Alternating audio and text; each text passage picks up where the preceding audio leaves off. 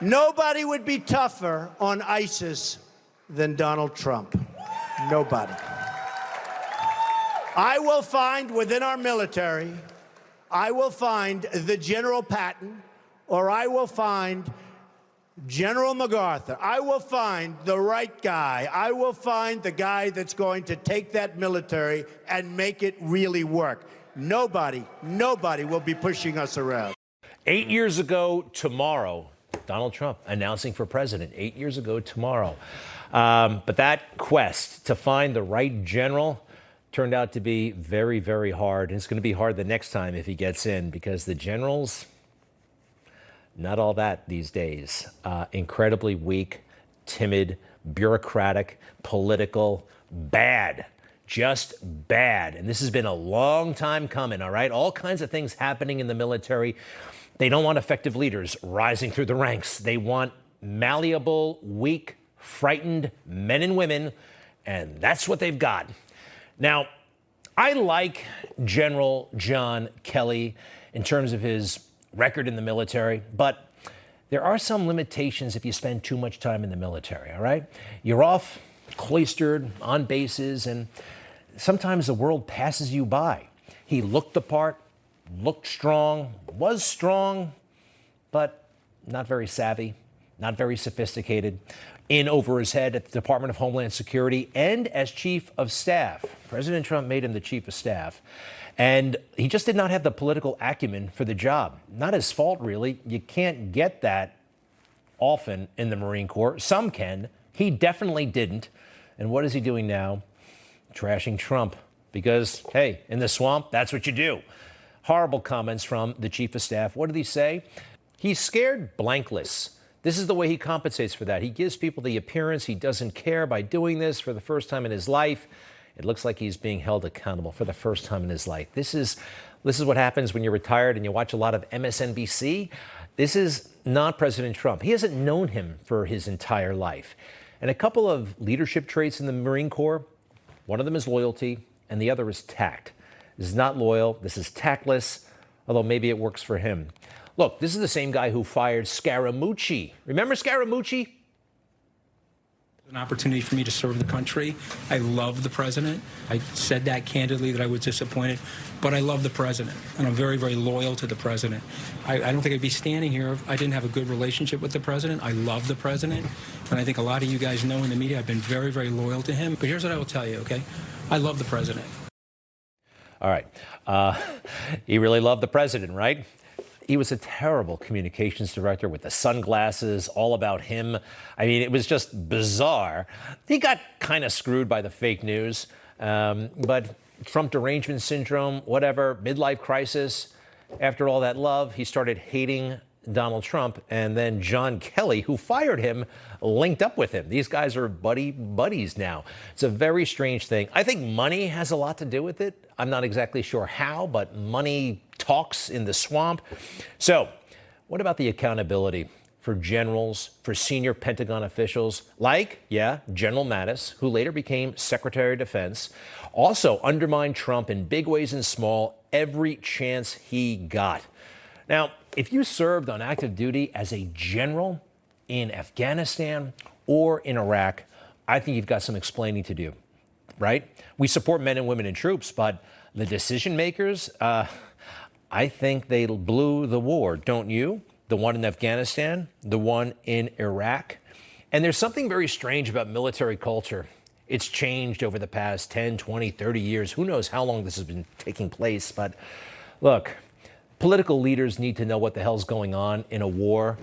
And generals like this, they never actually were straight with the American people. Remember how we were always doing great right up until the day we lost? I think that the development of the Afghan army is on a very good path right now. We've made tremendous strides, incredible progress in the last 20 months. The solid partnership has been the thing that has been really striking for me all around the country. It's fair to ask if we're winning in Afghanistan. I believe the answer is yes, and several facts allow me to say that with confidence. And we've seen some great progress in some of the operations based even at the tactical level on the intelligence structure. They showed me the positive changes they have helped bring about, the villages they can now enter, the Afghan police and forces they are training and trying to improve.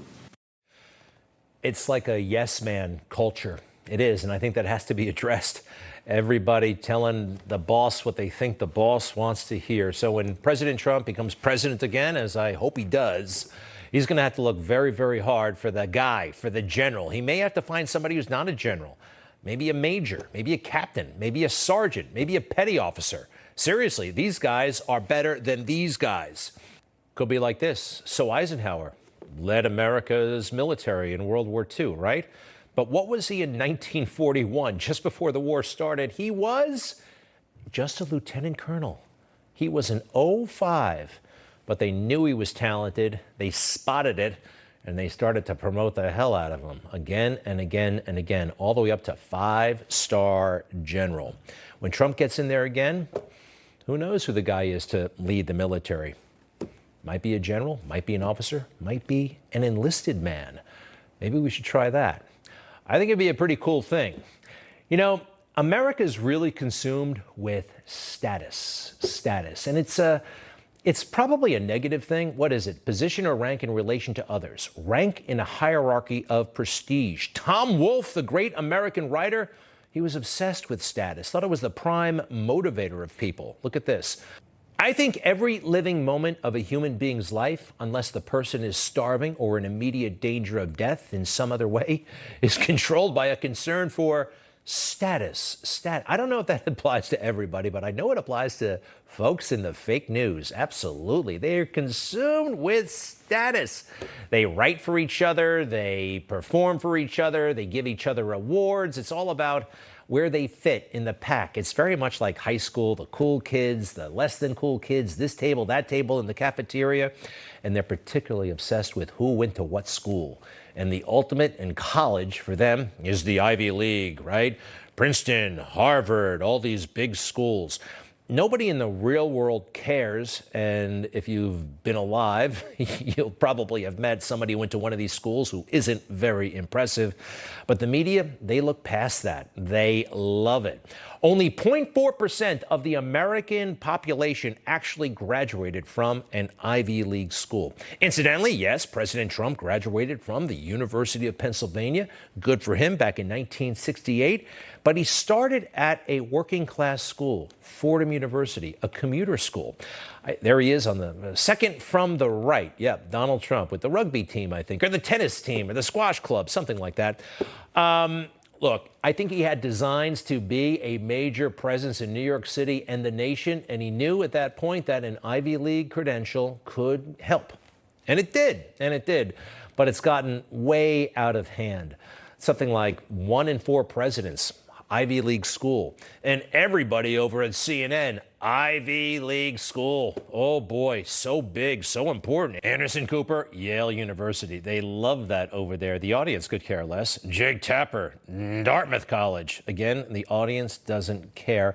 It would explain a lot though, right? They go to these colleges and they become the way they are. We know what's happening at these woke colleges. I think you're better off at community college or taking the money and investing it or learning a trade or I don't know, but 4 years of private school education, that is 4 years of something bad. I'll be right back.